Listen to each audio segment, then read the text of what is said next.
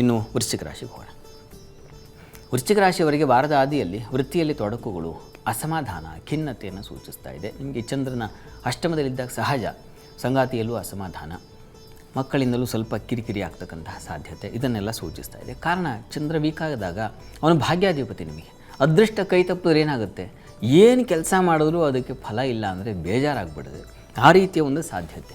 ಗ್ರಹಗಳ ಸಂಚಾರ ಹಾಗೆ, ಸ್ವಲ್ಪ ಕಾಲ ಹಾಗೆ, ಸ್ವಲ್ಪ ಕಾಲ ಹೀಗೆ ಇರ್ತದೆ. ನೀವು ಅಷ್ಟೇ ಎರಡು ದಿವಸ ನಿಮಗೆ ಬುಧವಾರದವರೆಗೆ, ಮಂಗಳವಾರದವರೆಗೆ ಸ್ವಲ್ಪ ಕಿರಿಕಿರಿ ಇರ್ತದೆ. ಆಮೇಲೆ ತನಗೆ ತಾನೇ ಸರಿ ಹೋಗುತ್ತೆ.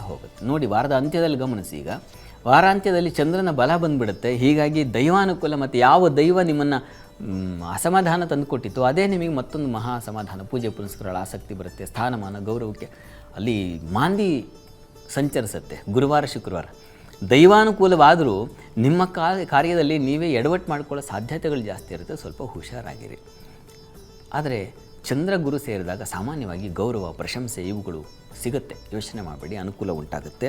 ರವಿ ಕೂಡ ಭಾಗ್ಯಸ್ಥಾನ ಬರ್ತಾನೆ. ತಂದೆ ಮಕ್ಕಳ ಸ್ವಲ್ಪ ಮನಸ್ತಾಪ ಬರಬಹುದು, ಹುಷಾರು. ಚಂದ್ರ ಕರ್ಮಸ್ಥಾನದಲ್ಲಿ ಕೇತು ಜೊತೆಗೆ ಸಂಚರಿಸ್ತಾನೆ.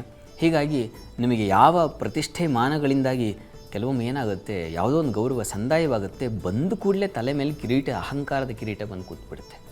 ತನ್ಮೂಲಕ ನಾವು ಇನ್ನೇನೋ ಒಂದು ಪ್ರಮಾದಕ್ಕೆ ಸಿಕ್ಕಾಕ್ಕೊಳ್ತೇವೆ. ಹೀಗಾಗಿ ಆ ದರ್ಪ, ಅಹಂಕಾರ ಇವುಗಳ ಬಗ್ಗೆ ಸ್ವಲ್ಪ ನಮಗೆ ನಾವೇ ಒಂದು ಕಂಟ್ರೋಲ್ ತೊಗೋಬೇಕು. ಇದು ಯಾರೋ ಹೇಳಿದ್ರೆ ಇನ್ನೂ ಜಾಸ್ತಿ ಆಗುತ್ತೆ.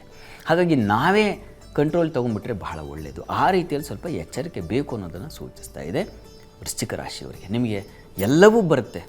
ಗುರುವಾರ ಬುಧವಾರದ ಮಟ್ಟಿಗೆ ತುಂಬ ಚೆನ್ನಾಗಿರ್ತದೆ. ಮತ್ತು ಶುಕ್ರವಾರ ಶನಿವಾರ ಸ್ವಲ್ಪ ನಿಮಗೆ ಸ್ವಲ್ಪ ಡಲ್ ಆಗುತ್ತೆ. ಹೀಗಾಗಿ ಸ್ವಲ್ಪ ಹುಷಾರಾಗಿರಿ ವೃಶ್ಚಿಕ ರಾಶಿಯವರು.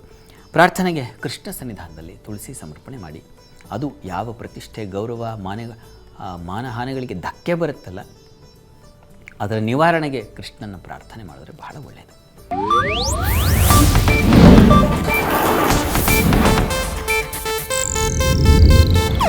ಇದು ಏಷ್ಯಾನೆಟ್ ನ್ಯೂಸ್ ನೆಟ್ವರ್ಕ್ ಪ್ರಸ್ತುತಿ.